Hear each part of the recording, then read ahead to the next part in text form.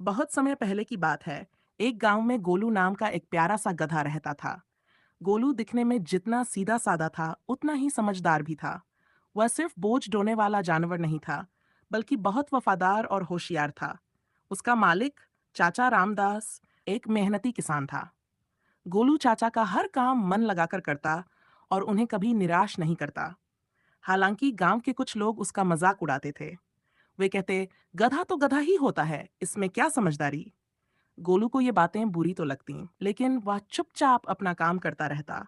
उसे पता था कि एक दिन उसकी सच्ची कीमत सबको समझ आ जाएगी। एक दिन गांव के पास एक बड़ा मेला लगने वाला था। चाचा रामदास ने सोचा कि अगर वे अपनी ताजी फसल मेले में बेच दें तो अच्छी कमाई हो सकती है। उन्होंने गोलू पर बोरे लादे और मेले की ओर चल दिए। रास्ते में उन्हें एक पुराना लकड़ी का पुल पार करना था। पुल के नीचे गहरा नाला बह रहा था।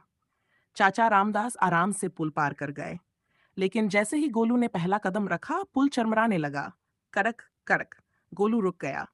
उसने तुरंत खतरा भांप लिया और जोर जोर से ही हाँ करके चिल्लाने लगा। चाचा रामदास ने मुड़कर देखा और घबराकर वापस दौड़े। तभी अचानक धड़ाम की आवाज के साथ पुल का एक हिस्सा टूटकर नाले में गिर गया। चाचा रामदास हैरान रह गए। अगर गोलू समय रहते न चिल्लाता तो वे दोनों नीचे गिर सकते थे। गांव वालों ने यह सब देखा और अब उन्हें समझ आ गया कि गोलू कोई मामूली गधा नहीं, बल्कि एक समझदार और भरोसेमंद साथी है। उसके बाद किसी ने उसका मजाक नहीं उड़ाया। अब जब भी गोलू ही हाँ करता, लोग हंसते नहीं थे, बल्कि ध्यान से सुनते और कहते, देखो, गोलू कुछ कह रहा है। चाचा रामदास ने गोलू के गले में एक सुंदर सी घंटी बांध दी और प्यार से उसके सिर पर हाथ फेरा। मेरा गोलू सिर्फ बोझ ढोने वाला जानवर नहीं है, वो तो मेरे घर का हिस्सा है। चाचा मुस्कुराते हुए बोले। उस दिन के बाद गोलू की समझदारी की कहानी पूरे गांव में मशहूर हो गई।